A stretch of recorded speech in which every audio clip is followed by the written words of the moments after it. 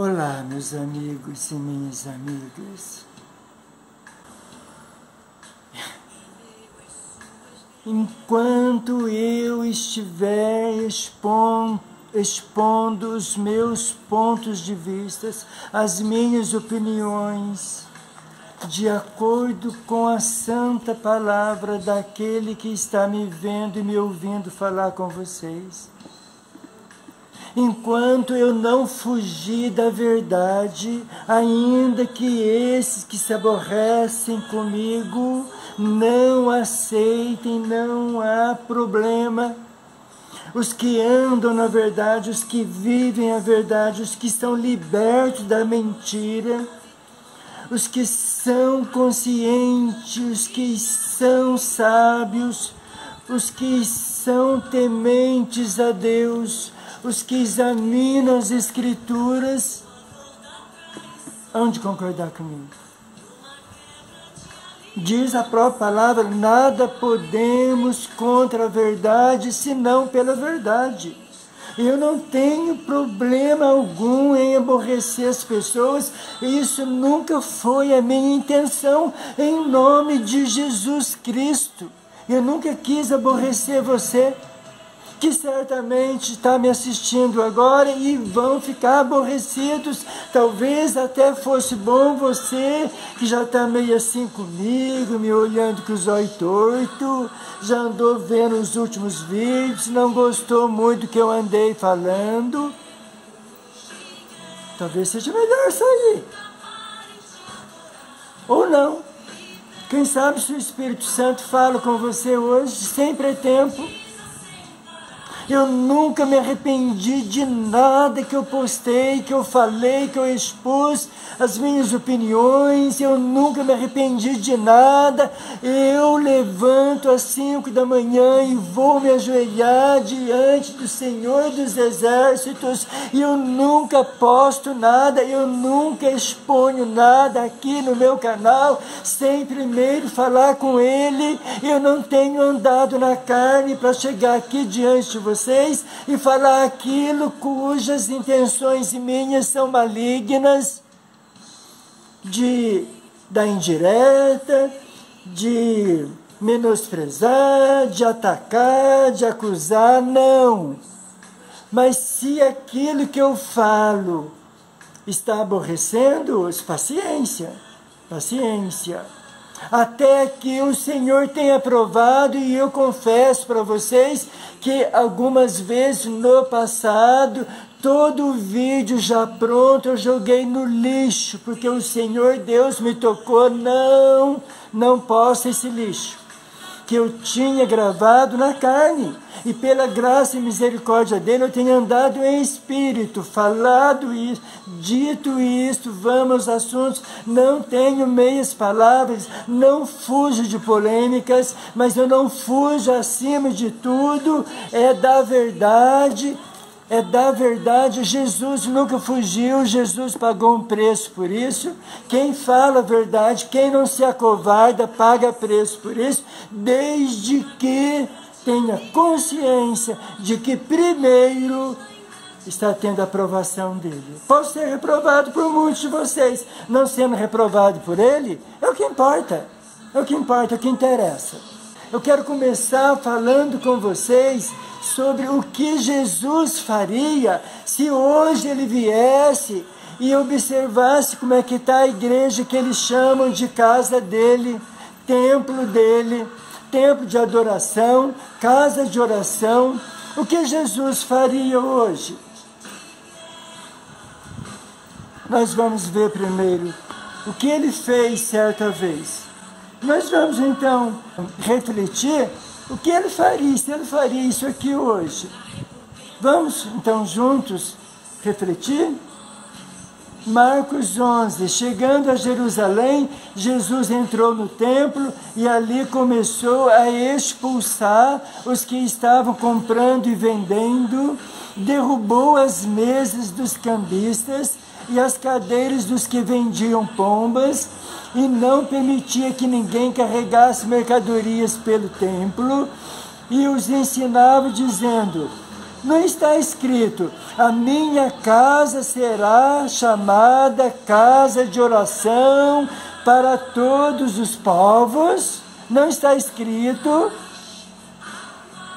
Mas vocês fizeram dela um covil de ladrões. E o chefe dos sacerdotes, olha quem? Eita! E o chefe dos sacerdotes e os mestres da lei, os que conheciam a lei, os que ensinavam a lei para o povo, ouvindo essas palavras, começaram a procurar uma maneira de matá-lo. O que Jesus faria hoje? Como é que está a igreja hoje? Só uma perguntinha. É fácil para nós, com tanto desejo de levar alguém para a igreja, para o templo, para ouvir a palavra de Deus, para aprender a palavra de Deus, para ser edificado, para ser salvo, para aceitar o Senhor Jesus como Senhor e Salvador, para saber da cruz, para saber do Evangelho, para saber do céu, para ouvir sobre o arrebatamento, para ouvir sobre os pecados, para ouvir sobre o amor, a misericórdia, a graça do Senhor, para ouvir sobre o perdão dos pecados, para ouvir, sim, sobre o inferno, que Jesus falou do inferno tantas vezes. É fácil hoje você convidar alguém que é meio assim, meio com medo, e você vai e convida. Eu estou dizendo porque isso aconteceu comigo, e lá vem o seu amigo, a sua amiga, que você quer tanto que seja abençoado pela presença de Deus na igreja, em meio aos louvores, a presença do Espírito Santo, fazendo com que nós fiquemos maravilhados, arrepiados, às vezes até choramos, como os pentecostais, dão graças, glórias a Deus. E aí, quando chega lá o seu amigo, a sua amiga, o seu convidado, muitas vezes alguém que está em grande aflição, sofrendo muito, com muitos dramas, desemprego, enfermidade, conflitos no lar, confusão no seu lar, confusão com a esposa, a ponto de se separar, ou querendo tirar a própria vida. Você garante, não, vamos lá, você vai sair de lá abençoado, e de repente termina o culto e você fica apavorado, porque aquele convidado seu sai do culto escandalizado. Não teve nada daquilo que você falou, não. Não foi uma bênção, não. Não teve uma palavra boa de ânimo, de encorajamento, uma palavra de fé. Não é isso que está acontecendo, não. Já aconteceu muito comigo. Lá, naquela cidade de onde Deus me tirou, São José dos Campos, interior de São Paulo. Assim, meus queridos, o que Jesus faria? Eu vou dar um exemplo aqui que vai começar pessoas a ficar chateadas comigo, paciência, mas eu tenho que falar disso porque é a realidade. É a realidade, eu não vou fugir da realidade. Eu tenho que falar daquilo que os meus olhos estão vendo. O que Jesus faria quando chegasse numa grande igreja, por exemplo, e se deparasse com o senhor Jair Messias Bolsonaro? E os grandes pastores entregando o microfone daquele lugar chamado púlpito, para que o senhor presidente pudesse falar as besteiras que ele fala, ou não. Aquele lugar que era chamado em tempos antigos, em outrora, como lugar santo, lugar que quem sentasse ali ou quem subisse no púlpito temia tanto ao Senhor. Eu tremia quando eu subi no púlpito. E de repente, Jesus na porta, esse Jesus que está me vendo falar com vocês, portanto eu estou tranquilo para tocar nesse assunto, que eu vou prestar contas a Ele, eu temo Ele, eu amo. E aí, o senhor Jair Messias Bolsonaro? Primeiro vai atacar os adversários, depois vai mentir, e mentir, e mentir. Depois vai falar de armas, né não? Depois vai falar que aquele que está para ganhar a eleição e realmente o adversário dele vai ganhar, queiram vocês ou não, pode morrer de orar, de jejuar, me amaldiçoar. Esse homem, a colheita dele já está chegando e acabou. Acabou. Se você acredita em fadas, em Papai Noel, então acredite que pode haver uma reviravolta. Agora, dando essa esmola dele até o final do ano, porque é ano de eleição, junto com o Centrão, abrindo os cofres, para ver se esses 200 a mais para os 19 milhões de pobres, são 33 milhões, na verdade, para ver se dá um jeitinho de corrompê-los, como se os pobres fossem burros, como se os pobres fossem todos ignorantes, porque são pobres, como se os pobres não estivessem enxergando. E aí está lá o senhor Bolsonaro no púlpito, lugar que era para adoração, para pregação dessa palavra. E assim tem acontecido nos últimos 4 anos, e agora mais do que nunca em todas as grandes igrejas. Os discípulos desse homem perverso, que até hoje não derramou uma lágrima pelos 700 mil ou quase isso mortos de Covid, nunca teve compaixão, nem dos seus que ele convenceu que não adianta tomar vacina. Até hoje ele não tomou, até hoje ele despreza a vacina.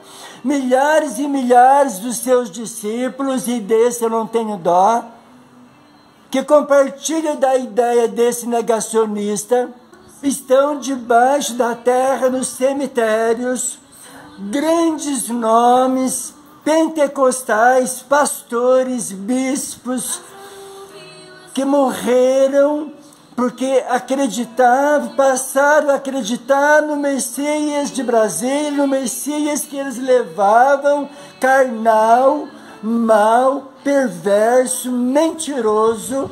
Ah, sim, não me acusem de comunista, de esquerdista, de lulista, não me acusem de petista, porque eu posso falar porque eu votei nesse senhor, eu tenho direito de falar e eu pago impostos.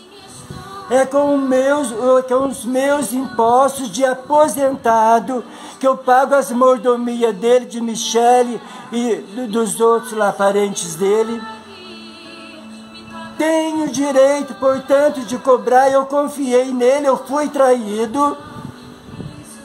Não tem misericórdia, não conhece, não entende essa palavra, porque é servo do maligno, dá lugar para o maligno, dá lugar para o diabo. Desde que assumiu essa presidência, eu fiquei apavorado, 5, 6 meses depois que acabou a eleição, esse homem assumiu, com tal gabinete do ódio, lá do lado da salinha dele, os covardes das fake news. Fake news é mentira, e o pai da mentira é o diabo. Se tem 35% de brasileiros que ainda aplaudem esse homem, grande parte deles evangélicos, mas graças a Deus estão acordando, pelo menos evangélicos que estão buscando a Deus em oração, estão abrindo os olhos, seus ouvidos, e vendo a perversidade desse homem. E assim os pastores, a grande liderança deste país, transformaram os púlpitos em palanques, em desespero, acreditando em tudo que ele fala. Só não acreditam na santa palavra de Deus, que proíbe terminantemente de pegar a casa de Deus e tomar posse dela para si. Usurparam, roubaram, tomaram a casa de Deus. Não é mais casa de Deus. Por isso, a fuga do povo da igreja. Por isso, a zombaria da igreja. Por isso, os escândalos da igreja. E esses pastores se macularam, se lamearam. Lembra do quilo de ouro? Lembra dos pastores que ficaram, infelizmente, só 24 horas presos, mas estão sendo processados? A ganância tomou conta da igreja. Há anos atrás, há poucos anos atrás, era só vendendo bênçãos. As grandes igrejas, a palavra de arrependimento, a palavra de alerta sobre nós cuidar da nossa alma, a palavra de salvação, a palavra mostrando Cristo crucificado em segundo plano. É dinheiro, dinheiro, campanha e como é que é? Fogueira santa para cá, fogueira santa para lá, e a ganância, e a riqueza, e acumulando o luxo, os relógios de ouro, os anéis, as mansões, arrancada do pobre povo, que na sua vontade também de prosperar, não entendendo a prosperidade que Deus nos dá, que é o suficiente, enveredaram pela lábia desses homens perversos da maldita teologia e da prosperidade. Por falta de conhecimento, entregavam tudo que tinham, casa, carro, por amor a Jesus eu estou dando. Vão comparecer diante do tribunal de Cristo.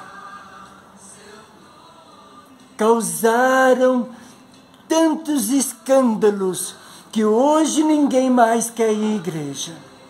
Expulsaram o povo da própria igreja, que estavam ali com sinceridade, com uma foto da igreja em que aquele pastor do quilo de ouro, que pediu 1 quilo de ouro para o, graças a Deus, ex-ministro da igreja presbiteriana, que parecendo ser um homem santo, que eu tive um pouco de esperança, assim, que ele ia melhorar essa educação caótica, essa educação destruída praticamente. Depois tem a foto da igreja dele vazia lá, depois dos escândalos. Para onde que vão esses pecadores?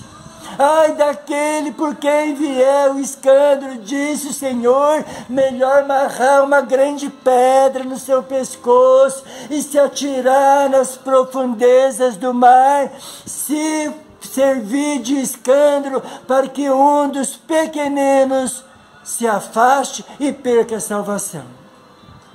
Que Jesus faria hoje, porque agora a casa não é mais dele. Vocês vão achar que Jesus subiria depois no mesmo púlpito junto com os políticos. E agora eu não falo mais só desse senhor que está de saída, golpista. Não, agora estou falando de todos os políticos que têm acesso aos púlpitos das igrejas, e aqueles crentes sinceros não estão entendendo, não estão aceitando. Os que têm algum conhecimento e os que têm o Espírito Santo não concordam com isso, porque isso é antibíblico. Vamos ver como é que deveriam ser os pastores, segundo a santa palavra de Deus. Pastoreiem um rebanho de Deus que está sob os seus cuidados. Olhem por ele, olhem pelo rebanho, não por obrigação, mas de livre vontade, como Deus quer. Não façam isso por ganância, não façam isso por ganância. Jesus está vendo, ai de vocês, mas com o desejo de servir, aleluia. Não hajam como dominadores dos que foram confiados a vocês. Tem algum pastor me assistindo? Não domine a eles, ao rebanho de Cristo, mas como exemplo para o rebanho. Exemplo! Aqueles pastores corruptos de Brasília, aqueles da propina, o senhor Malafaia é exemplo. Aquele da Arminha, como é que chama mesmo? Aquele pastor deputado para São Paulo, Feliciano, é exemplo. Onde é que estão os pastores exemplos? Ah, pastor César, uma pequena igreja de Santa Fé. Ah, se todos vocês conhecessem pastor César, meu grande amigo. como eu amo esse homem.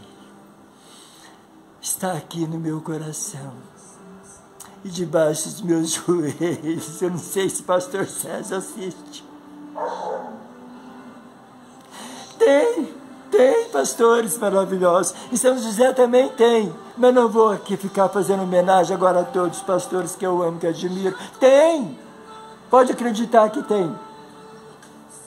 Continuando. Mas como exemplos para o rebanho, quando se manifestar o Supremo Pastor, vocês receberão a imperecível coroa de glória. Tem promessa para os pastores bons, para os pastores que não se sujam, não se maculam com politicagem.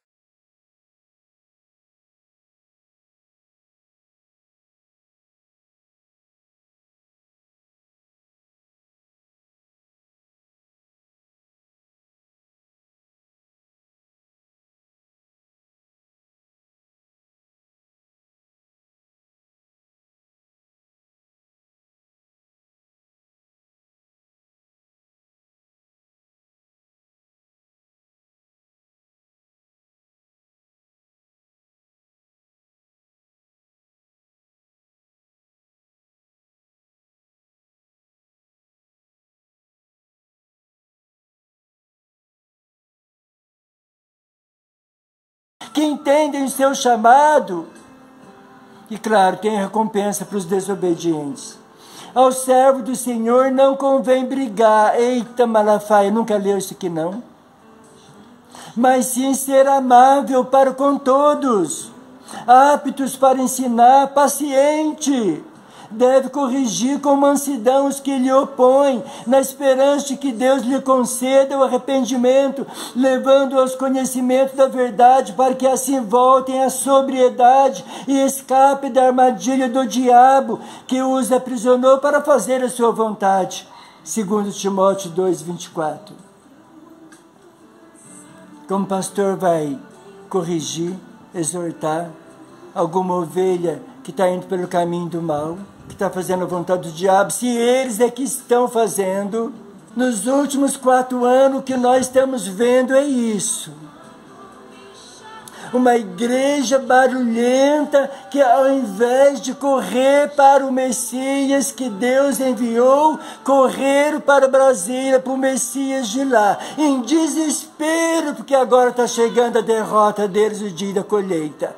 Não vão ter mais as mordomias de ficar contando piadinha lá no Palácio do Planalto, Palácio da Alvorada. Tá, estou falando só de política hoje? Não, estou falando de igreja. E para ter que falar de igreja, da casa de Deus, e por que o povo não vai mais, eu tive que falar disso, porque a igreja se confunde hoje com palanque. É lá que está a politicagem, ou não? Que sujeira! Os da família e bons costumes. E vai ver a vida deles emporcalhada, enlameada de pecado, de sujeira, de imundícia, né, senhor Magno Malta?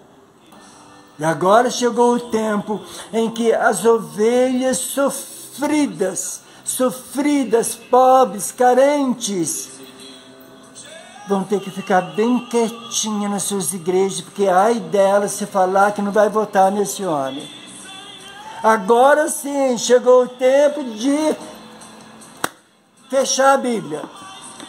Agora as pregações é só a eleição, tá vindo o diabo da esquerda aí, se vocês são de Deus, vai ter que votar de novo nesse santo homem de Deus, que a cada dia que passa está mais sujo, tudo que sai da boca dele não presta, mas como sai Deus da boca dele também, porque o diabo se disfaz de anjo de luz, aí os pastores abaixam a cabeça e estão querendo dominar, sim, as suas ovelhas. Aí as igrejas vão ficando vazias. Adeus, igreja. Igreja nunca mais. Não. Tem igrejas boas. Agora eu falo com vocês que estão aborrecidos, desencantados, com raiva, com ira, com ódio de igreja, com nojo. E não fica aborrecido comigo, não. não deixemos de reunir-nos como igreja, segundo o costume de alguns desigrejados, agora é com vocês. Mas procuremos encorajar-nos uns aos outros, ainda mais quando vocês veem que se aproxima aquele dia. Eu estou encorajando você a não desistir das igrejas, a procurar, orar, clamar, visita, pesquisem, mas não desista. Eu fiquei 10 anos sem igreja procurando, lá não encontrei, aqui encontrei, estou satisfeito com ela. Independente do que vai acontecer, das diferenças, nós não podemos exigir que tudo seja 100% na igreja. Nós temos que amar os nossos pastores, amar os louvores, amar os músicos, amar os obreiros. Nós não podemos exigir perfeição das igrejas, que não existe isso. Os homens líderes são imperfeitos, são de carne e osso, sofrem, choram, passam momentos difíceis, adoecem, são perseguidos, são caluniados, e temos que procurar ser bênção para eles, ser bênção para eles, e é o que eu desejo ser. Alegrei-me com os que me disseram, vamos à casa do Senhor. Salmo 122, não desprezemos a casa do Senhor. Eu estou encorajando você. É lá que nós o adoramos, é lá que nós aprendemos, é lá que nós o louvamos, e é lá que nós participamos do corpo e do sangue de Jesus, e isto é algo que Jesus nos disse para fazermos. Nós temos que ouvir Jesus em primeiro lugar, se você o ama. Igreja está assim no coração do Senhor. Ainda tem igrejas que Ele entra, que Ele se manifesta, porque Ele é respeitado, Ele é adorado, Ele é bem-vindo, é Ele que fala lá nos púlpitos. Ainda tem, procure. Tomando o pão, deu graças, partiu o pão, deu aos seus discípulos, estou falando de Jesus, dizendo, isto é meu corpo dado em favor de vocês. Olha aí as imagens, olha aí a cruz, olha aí o sacrifício, e você desistiu, acha que é um grande sacrifício ir até a igreja, já orou, já buscou, já pesquisou, já visitou. Isto é meu corpo dado em favor de vocês. Façam isto em memória de mim. Façam isso em memória de mim. Há quanto tempo você não toma a ceia do Senhor, você não participa? É o dono do céu, é o dono da sua salvação, é aquele que quer salvar a sua alma. Nós temos que observar isto. Da mesma forma, depois da ceia, tomou o cálice, dizendo, este cálice é a nova aliança no meu sangue. Olha o sangue de Cristo, derramado em seu favor, derramado em favor de vocês. Isso está em Lucas 22, 19 e 20. O Salmo 27, que eu amo muito, diz assim, versículo 4, uma coisa pedi ao Senhor, e é o que eu procuro, que eu possa viver na casa do Senhor todos os dias da minha vida, para contemplar a bondade do Senhor e buscar sua orientação no seu templo. Buscar sua orientação, aprender de ti, Senhor, no seu templo. Eu tenho aprendido.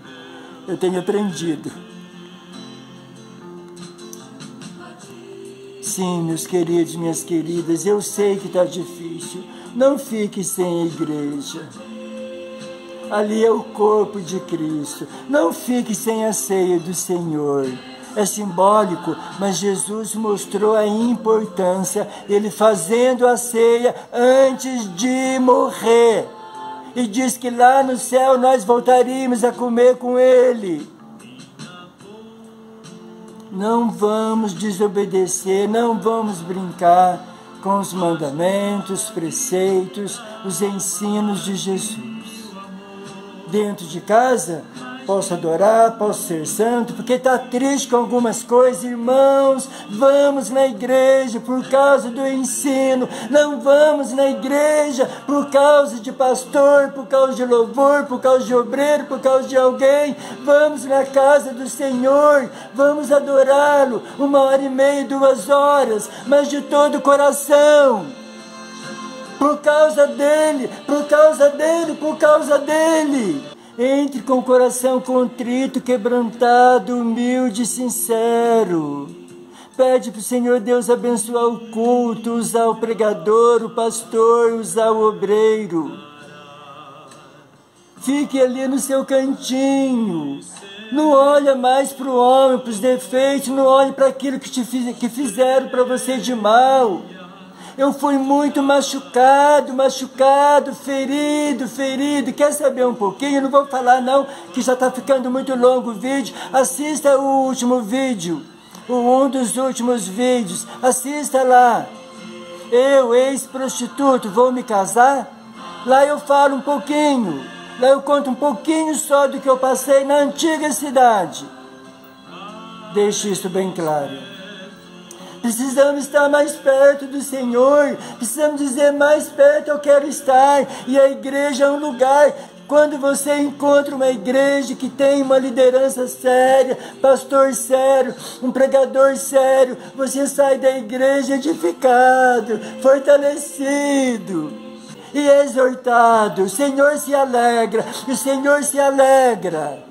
Não olhe para os escândalos, não vamos olhar para os escândalos, senão nós vamos nos perder.